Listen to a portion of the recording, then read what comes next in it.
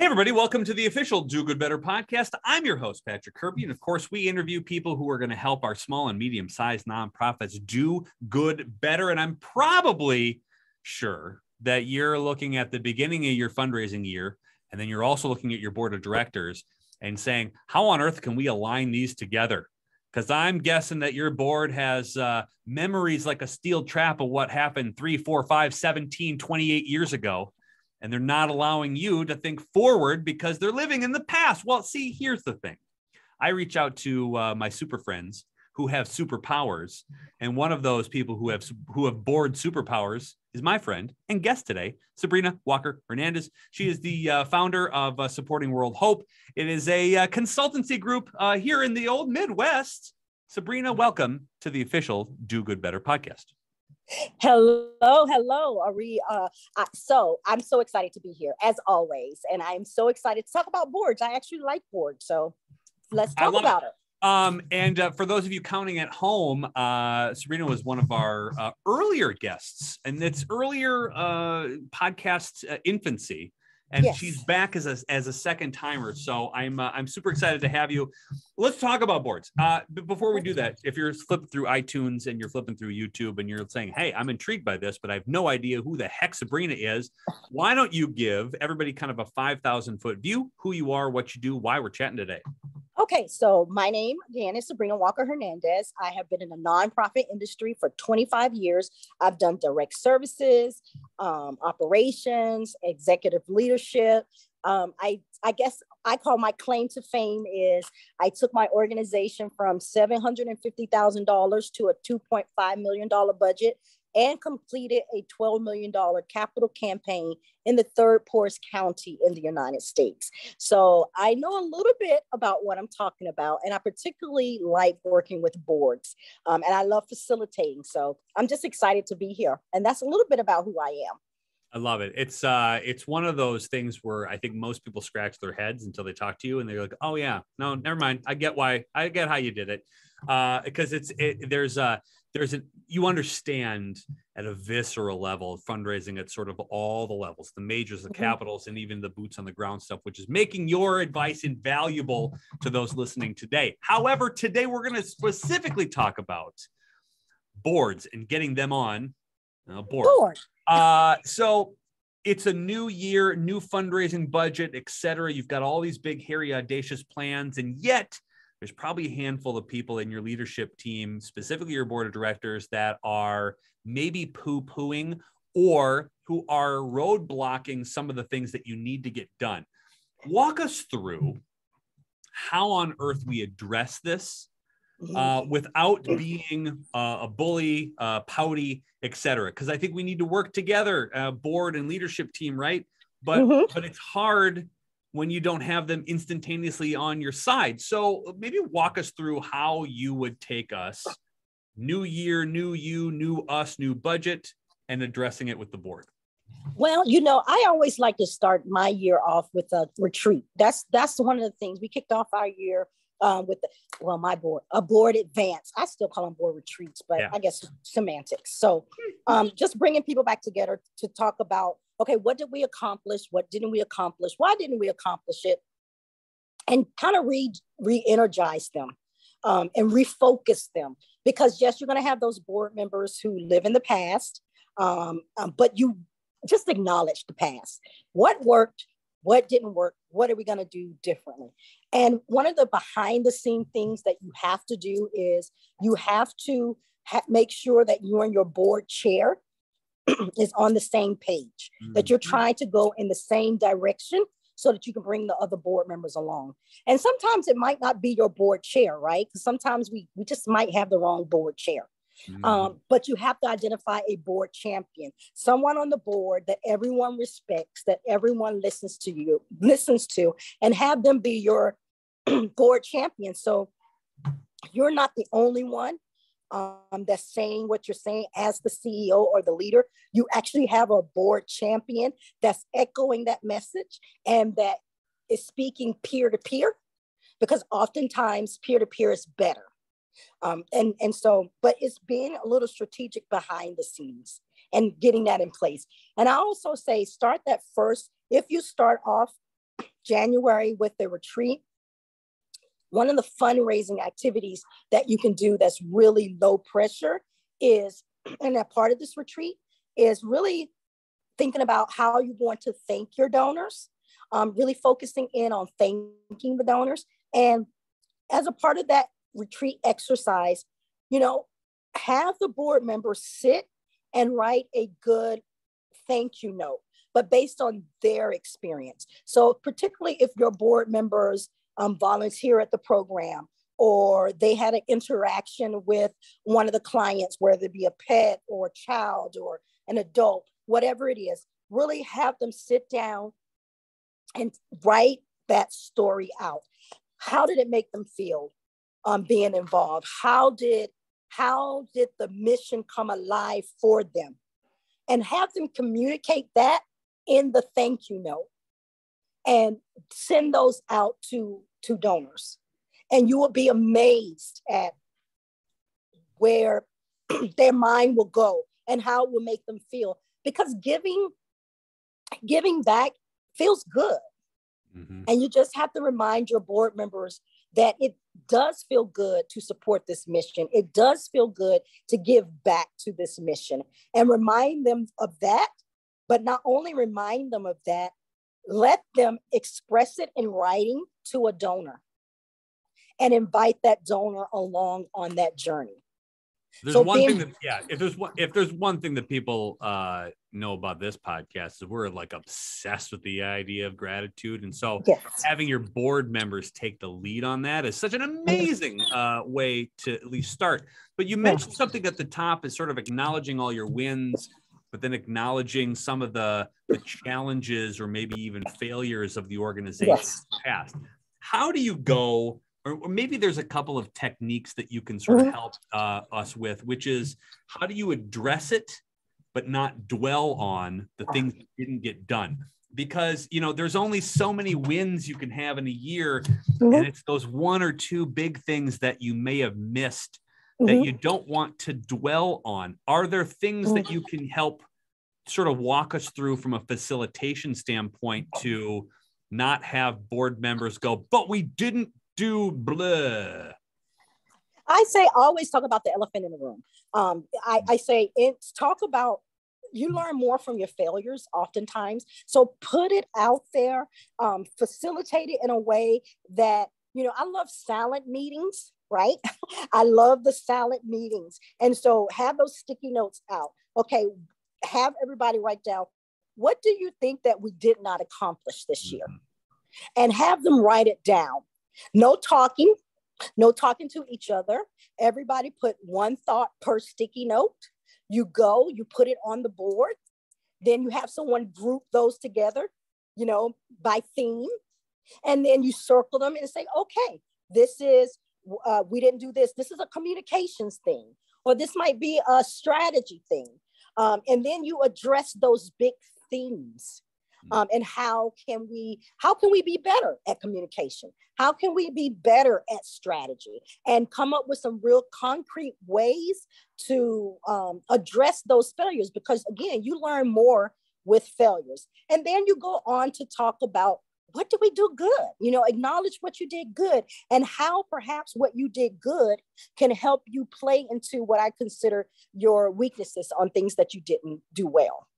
I like get it out there. Yeah, I like the book ending of this too, where you don't you start with gratitude, you address what didn't go right, but then you pivot right into what did we kick ass at more than anything else, and now you've bookended some sort of crappy element of your year, because we all have them. We all have some sort of thing that we didn't do exactly well. That's fine. But you bookend it between gratitude and success. And therefore, it's not the first and it's not the last thing that you think about, which is the most, like anybody who does speaking gigs or whatever, nobody remembers the middle, but they all remember the beginning and the end. So you're doing exactly what that technique is in your board setting when you're giving these retreats. Freaking brilliant, as always. Yes. They call it, 2 slices of nice? You call it bookends. I call it two slices of nice. Begin with nice, end with nice, and put the other stuff in the middle. So, but you still learn from it, you know? And I think that we have to remember that board members are human beings. We're all human beings. And we want to know that the time that we've invested has been productive. The one thing that I hate, because I serve on boards too, I don't want to come and talk about the same thing every board meeting and not change anything and not be productive. Then you're going to lose good people as board members. You have to make sure that if you start off with these retreats or advances, that you take good notes and you make changes as you go along, so you can accomplish something, so that next year when you have the next advance, are you going to have failures? Yes, but it's going to be different failures. And every year you get better and better and better. And that's the whole goal, getting better so that you can accomplish your mission as a nonprofit. Because at the end of the day, it is about your mission and the impact that you have on your clients. We cannot forget that big picture. You are impacting human lives, or you're saving animal lives, or whatever your mission is. It impacts on a living, breathing creature. You know what I see? Here's the thing that I love about this too, and I emphasize this too in the beginning of trainings or speaking gigs or whatever. It's the acknowledgement that you're doing amazing work that nonprofits don't do nearly enough. Right? The minutia or the details of budgets or spreadsheets or HR policies or procedure, whatever, it gets you out of reminding yourself on a regular basis that you are doing incredible work that's making impact across a lot of places. Yes. If you forget that, holy buckets, can a lot of negativity or can a lot of challenges overcome you because you forget what you're there in the first place to do. Exactly. And that's why I think with boards, it's easy for board members to forget why they signed up for this board, that they're actually impacting lives. And so one of the things that I say, like, start your board meetings off with mission moments.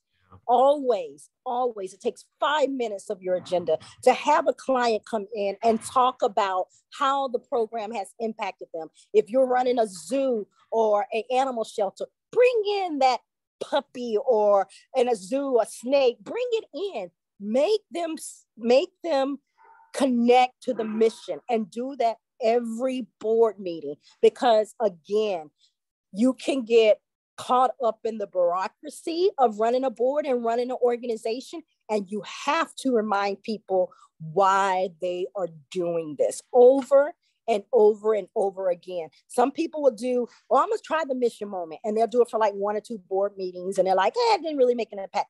It's about consistency. Anything that you do in life is about consistency. And if you want good board members that are good fundraisers, you got to supply them with stories. And the only way you can supply them with stories is do those mission moments, have them come out and volunteer, have them engage with the client, but make it, we forget that we need to treat our board members like donors. The same way we build relationships with donors, or I hope you're building relationships with donors, it's the same way you need to build relationships with board members, because it's not just about that board member in that moment serving their time and providing their treasure and their expertise.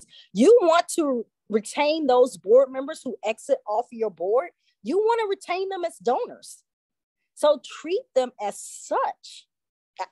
It will make life so much easier for you. You know what? Take a technique that we just talked about. Why don't you bookend a mission moment at the beginning? Will you bookend one at the end? And all of a sudden, your entire board meeting has meaning from front to back.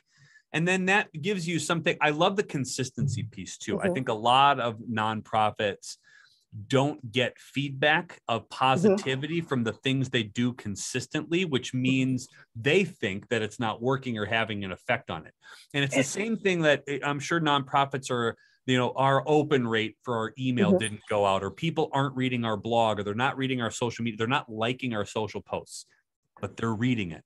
And they're reading it and they're seeing it. And yeah, they are. And they might, they might not say it out loud, and that's fine, but they're reading it and they're seeing it. And so the minute you stop, all of a sudden that changes the dynamic. It means it's not as important, or I don't really, whatever.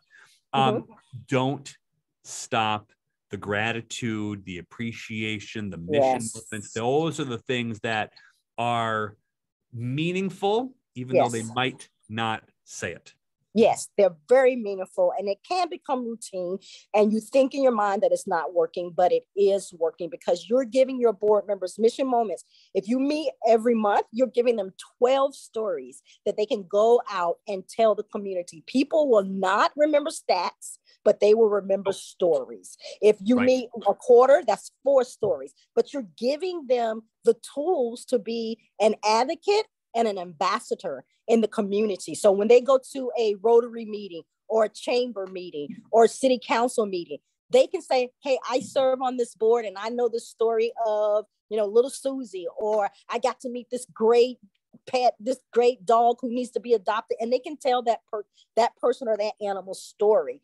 So do it. It might seem, routine to you, but the whole thing is to be consistent over and over again. So I ran my organization as a CEO for 15 years. I heard a lot of mission moment stories, but they helped me too. They re-energized me as well, because as an administrator, sometimes you are in your office during the budget, you're doing the back paperwork, you're doing all that.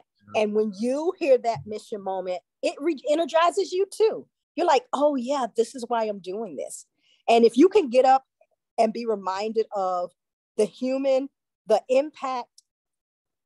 This is a hard job. Running a nonprofit is a hard job, and that you will not get credit for oftentimes. But if your mission wakes you up in the morning and you're excited about it, and you understand that, hey, I am changing this person's life, then that's what propels you forward. And you need that, because again, it's a hard job. And if you need it as a CEO, and this is your passion, and or you're the founder, then imagine what your board members need. And you just give it to them. Do those mission moments, do those gratitude moments, support them in that process. And you will get what you need from them. I like interviewing people with the same high energy I have and the same passions about saying the same damn thing over and over and again. And so I'm gonna play this one back like a lot, just to make sure that I am I up to Sabrina level of enthusiasm for this stuff? Then yes, I'm good to go for the day. And same thing with you listening, is that's the type of enthusiasm, and that's the type of full on approach that influences and that excites your board members who might be bored of budget and numbers and things, right? So you need to hype them up. You're your board of directors hype person. Yes, you're your board of directors cheerleader. Yes. And if they're not as enthusiastic about this as you are, well, then, like you said, it might be time to get a new board member. I would be remiss, and I've not, again, we haven't talked in a significantly long time. Too long. Note to self, right? So we have to do that. But I'm very excited that you're on the podcast today, because you just released, or is it just released? Yeah, kind of. Okay. A new book. Yes. Successonomics. The build approach. Successonomics. I'm so excited for you to talk about this, because I have seen previews and the pieces and the excitement that you built. Yeah. But I didn't want to get into it until you got on the podcast. So talk to me about a brand new book. You're crazy enough to write one, so God bless you. I love it for this. What is it about? Tell me about it, and how did you come up with it? Well, it's a partnership with Jack Canfield. So first of all, you cannot say no to that partnership. And it really is about building relationships, because to me, 60% of fundraising is building relationships. And I looked at this, whether you are in a for-profit or a not-for-profit business, it is relationships. And if you can get relationships plus results, that's going to turn into, revenue and reoccurring revenue. So it really is about, how do you brand yourself? I use this build principle. And so the B is, how do you brand yourself? Make sure that you, under promise, over deliver. Make sure the you is unleash your potential. And that means being strategic about going out and deciding who you're going to build relationships with. I say 20 a year. People are like 20 a year. That's 4 a quarter. Go call somebody. That's 4 a quarter. Have lunch with somebody. Break it down into something very small. It's 4 a quarter. And then the I is inspire those around you. You know, inspire them. Be that cheerleader. Be that energy. Be that that connector that is out there. And then leverage. You're going to leverage your connections, and you're going to learn about that person, and you're going to make sure that when you are leveraging those connections, that you don't be, it's a fine line in learning about someone and being nosy. It's a fine line. So you have to make sure that you ride that fine line. And that's really what the D is also about, discovering who those people are, because people want to be heard, and they want to, it's not about what I always say, it's not about what they bring to the table. It is about what you bring to the table. I always go into a relationship first, how can I help you? Because if I can help you, it's human nature, then you will help me. And so I always go to the table, how can I help this person? And if you deliver and help that person, when it's time when it comes back around, they will help you. And so build those relationships, because 60% of fundraising is relationship building, which is cultivation. Make the experience a great experience for them. Learn what they're passionate about. Learn what they like to do. You know, look at it from a board perspective. You might have this great volunteer, and you might say, oh, they would make, you know, they like to do this, or they always here. So why don't we, and they have money, let's make them a board member. Maybe they don't want to be a board member.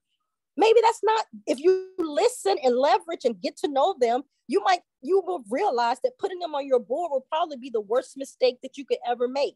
Let them stay in that volunteer range, because that's where they find their joy.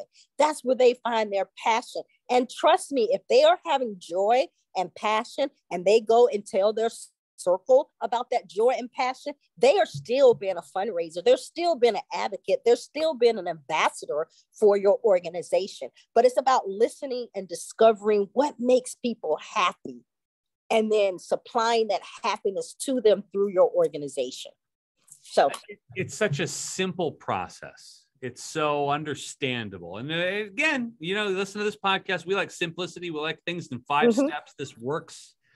I think the biggest thing that I think some nonprofit leader is going to look at this and go, I can't do it, is branding yourself. Sabrina, I'm a nonprofit leader. I don't have a brand. The brand is my mission. It's somebody else. It's not me. I'm not anything more than just a cog in the machine. No, you're not. I know you're not, because if you brand yourself, look, when I ran my organization, and I continue, even with my business, people know what they're going to get from me. Yes. And so when they think of my name, I would hope that it's a positive thought. Yes. I would hope that they would think that if she says she's going to do this, then this is what she's going to do. And if you're running that organization, you're lending your credibility and your brand to that organization.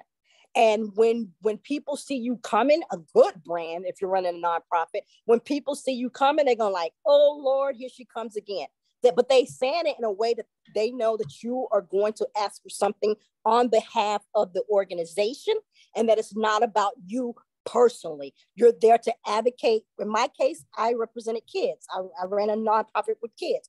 I was there to be the voice of the kids who didn't have a voice, but they knew that because that was my brand. And so, yes, you have a brand, and you have a powerful brand, and you have to build that brand, and you have to make sure that as a CEO of an organization, that you are the face and that you are the visionary. I tell CEOs all the time, You cannot run a successful nonprofit from your office and behind your desk. And some people try, but you can't. If you want to grow your nonprofit, if you want to take your budget to the next level, you got to get up and you got to get out. Mm-hmm. And there's no way around it. I've seen it. I've seen people try to do it the other way, and it does not work. And I think it's such an interesting piece to this, because there is, it's not about me. I don't want to be the face or the center of attention. It's not, I don't really know how to position myself as one of these things. You lead the organization. You already have yourself a brand. And so you better figure out how to manage that, or how to filter that into something that you want to become or want to say, rather than what other people are going to tell you. And that's the thing that I think drives me nuts when I kind of talk about this in occasional levels, where if you aren't doing it for yourself, other people are. Mm-hmm. So grab a control of it, like, and try to position. How do you want to be represented? If you had to choose somebody who was a representative of your organization, how would you draw them up? And why can't that be you? You're the best spokesperson. You're most enthusiastic. You're the most powerful, you're the most powerful advocate for it. So you have to embrace this. And I love that this is at the top of the chain of this whole build program, is that you have to brand yourself. Yes. Wonderfully. Yes, you have to. You have to. Now, there is a such thing as making sure your board members get recognized, and making sure your staff get recognized, because it's not just you, but you still have to brand yourself. Do not forget that. So I love it. How is this rolled out? You're a nonprofit. You're like, okay, well, this sounds pretty good, Sabrina, but I don't know how to do any of these things. How does this book, how does this process, how does this framework work for a nonprofit? Mm-hmm. So it works for a nonprofit. Very simple. You know, it is about get the book. I'll walk you through it, or I also offer free strategy calls around this. And you can find me on www.supportingworldhope.com. I love talking to people. I absolutely love. So that's why I offer free strategy calls. It's more about me, because I love talking to people. I love talking to people and delving down into the issues and what they're having. It's something I freely talk about. And so I ask that you reach out to me, and you can do that via my website. And at the end of the conversation, if you want a copy of the book, you want a copy of the book. And if you don't, you don't. That is pretty much how I am. The information is out there. And if you don't accept it from me, there are plenty of people, including yourself, who are repeating this message. Just listen. We have years of experience in doing this and been very successful at doing this. And I think both of our goals are to just make sure that small, mid-sized, just nonprofits in general are successful, because we understand the impact that they're having on the world.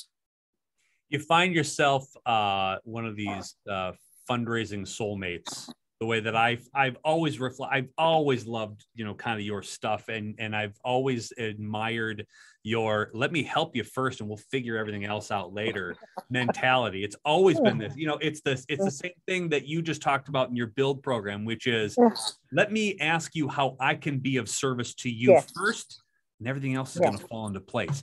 The same way that you are going to serve a donor, or a potential sponsor or a potential partner. How do I give you value as somebody who works in the nonprofit realm? Number one, we'll figure out the rest later, because and 99.9% of the time it works out that well. It does. You got to take that leap. And I think there's a little bit of abundance mindset to this. I think there's a little bit of trust in your own abilities to give value, right?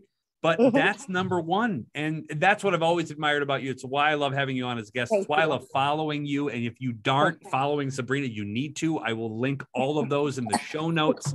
And go get the book. Go sign up for everything that she's doing. Go follow her and get on a conference. It's fine.